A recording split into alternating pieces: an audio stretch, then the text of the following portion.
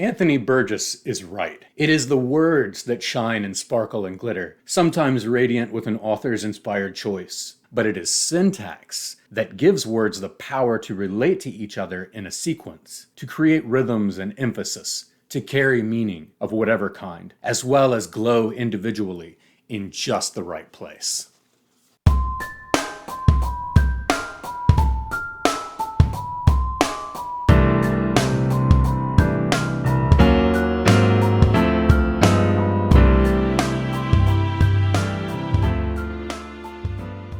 Hey everybody, thank you so much for watching Leaf by Leaf. Today I'm continuing my quest to bring you notable, interesting, fun, nonfiction books. And today we have Artful Sentences, Syntax as Style by Virginia Tufte. I first came across this book in a footnote or a bibliography or some kind of reference page within the essays of Lydia Davis. So I'm indebted to Lydia Davis, indirectly, she didn't give it to me directly. So as I normally do, I jot down books that other books mention on lists that are scattered throughout my entire house and my car. And I eventually get to them. And I'm so thankful I got to this one now and that I get to share it with you. Virginia Tufte is a longtime teacher at the University of Southern California.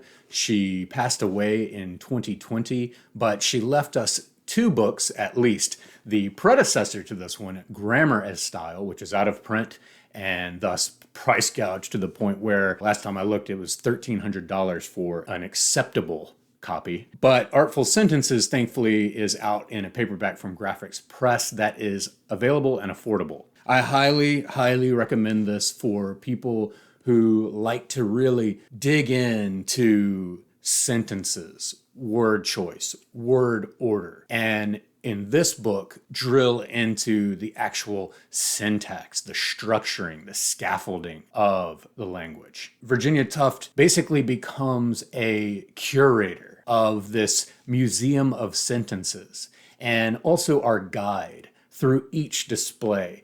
And sort of like an architect talking about a building, she examines not only the importance of the sentence and the way it follows the rules of syntax, the framework of the English language, but also how it is a functional space, how it functions within the entire context, how it functions even just isolated within itself, and also, of course, the aesthetic beauty, the aesthetic splendor of the word choices, yes, as she quotes Burgess, but also deriving from the very syntax. Over time, as you read through this, you'll find it bleeding over and informing your other reading. Suddenly, I found that I was appreciating sentences in the other things I've been reading, whether nonfiction or fiction. It's almost like I can hear this voice in my head breaking down why this sentence works syntactically.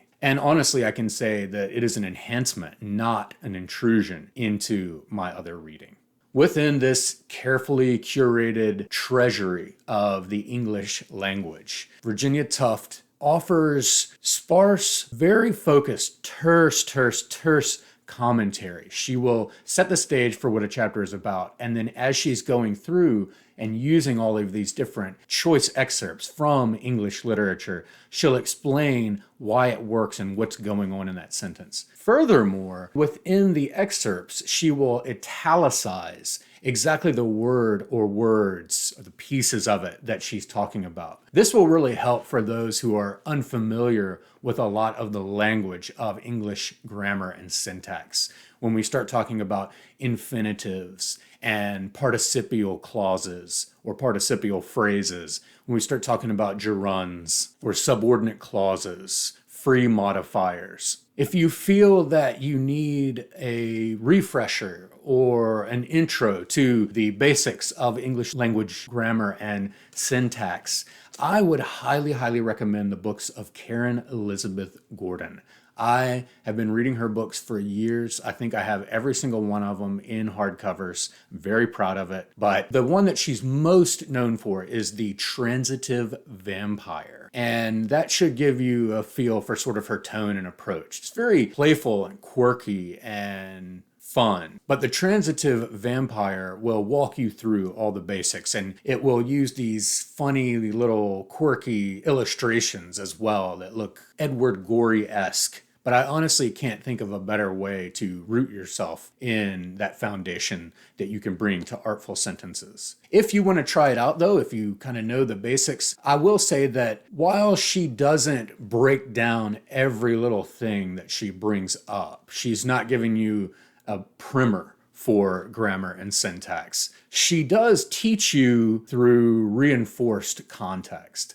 And so because you have the italicized portions of the excerpts corresponding to what she's talking about in the commentary bits, over time, you'll start to see what she means when she uses these different words. And to be honest, by about midway through the book, I found this approach, this really lean, protein-only approach, highly instructive. It made me work a little bit. I had to go back and forth a few times here and there and reread what she had just said about this sentence and reread the sentence until it kind of clicked. And really, her commentary ends up exemplifying the tidiness that she talks about often in the book. You start to see that she has a sort of elegant minimalism, or I might call it elegant didacticism. Ultimately, she will break out here and there into these wonderful ways of talking about sentences that I just felt inspired. In the verb phrases chapter, she says, verbs can help to animate other structures, their energy level becoming almost contagious. Their intensities and rhythms invigorate other parts of speech and syntactic arrangements to create sustained patterns and levels of activity. In the extraordinary prose below, racing, leaping, tumbling, and other verbs transmit their rushing rhythms and motion to the prepositions and nouns that follow. Pronouns are important to style in both fiction and nonfiction. Although few, they are among the most frequently used words in the language because they relieve the writer of having to use the same nouns over and over. Pronouns themselves are often repeated and varied to help establish a posture in relation to the readers, frequently creating an impression of informality or of authority, and at times a speaking voice. They serve also in maintaining cohesion, whether in narrative or formal writing. As a dramatic device, the appositive enables a writer to delay until the end of a sentence or passage its most momentous words, providing the space also to hone them and add to the intensity. Parallelism is saying like things in like ways. It is accomplished by repetition of words and syntactic structures in planned symmetrical arrangements, and, if not overdone, has a place in day-to-day writing. But the eloquence mentioned by Robert Altick makes parallel structures most at home in ritualistic prose and public speeches. At some points throughout the book, she almost sounds like a food critic. A more complex syntactic narrowing, a kind of flickering out, results from the careful juxtaposition in the first two sentences below of words and phrases of decreasing length, and from the use, in the third sentence, of those four stressed monosyllables that punctuate the sense of utter extinction. Then she gives an excerpt from James Joyce's A Portrait of the Artist as a Young Man. One soul was lost, a tiny soul, his. It flickered once and went out, forgotten, lost. The end. Black, cold, void, waste. And I just found, looking at that sentence, and especially its syntactical structure, and the way she describes it in one single sentence, and I just thought, this is a really beautiful art form in and of itself. Being able to speak of sentences so fully and so almost sensuously, like I say, as great food critics do. She also drops in some fun facts and things about language that at least I found a lot of fun. In past years, many manuals of style sternly warned writers against split infinitives. That is, infinitives with a word or words inserted between the to and the verb, such as to always be instead of always to be. Such uses can be awkward, but most often they are fine. A fact acknowledged in 1993 by the Chicago Manual of Style when they dropped the usage from their list of errors and infelicities. I had heard this anecdote before, but in case you haven't, I'll share it here. The versatility of prepositions, the variety of relationships they can show, and their relevance to place, quiescence, motion, and metaphor have received little attention by writers on style, whose main concern has been to quote John Dryden's rule to avoid ending a sentence with one. There is a story that when an editor revised one of Winston Churchill's sentences because it ended with a preposition, the author wrote in the margin, "This is the sort of nonsense up with which I will not put."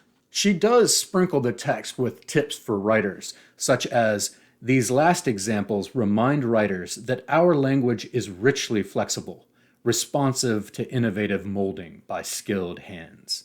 Adjectives and adverbs are prime materials for experimenting." Like she says on the very last page, the chapters have exhibited more than 1,000 sentences on the assumption that good style is learned by emulation of authors who display it. And over 1,000 sentences, of course, like I said, gives you such a wealth of excerpted English literature. And so in addition to my pleasure at seeing authors with whom I'm familiar, I derive perhaps even greater pleasure from coming into contact with so many names and titles I'd never heard of. And like I did with the Lydia Davis essay from which I was led to Artful Sentences, I jotted down a bunch of books that I want to get my hands on. Journal of a Solitude by May Sarton. Fauna and Flora, Earth and Sky by Trudy Ditmar. The Sound on the Page by Ben Yagoda. The Fine Art of Reading by Lord David Cecil. Like I said, The Winter of Our Discontent by John Steinbeck. And lastly, The Substance of Style by Virginia Pastrel. This book should be read slowly, in little bits. Over time, like I said, I began to absorb so much of all of this architectural breaking down and schematizing that in my other reading, I was suddenly appreciating the mechanics of language in a way that I never have. Because of reading this book, I began to see sentences as trees with branches extending to the left or to the right, or branching out from within on a centering verb. I began to see the individual roots between and beneath adjacent sentences mingling with and nourishing one another. So if you want to add another dimension to your ability to take pleasure in what you read, I highly recommend Artful Sentences, Syntax is Style by Virginia Tufte.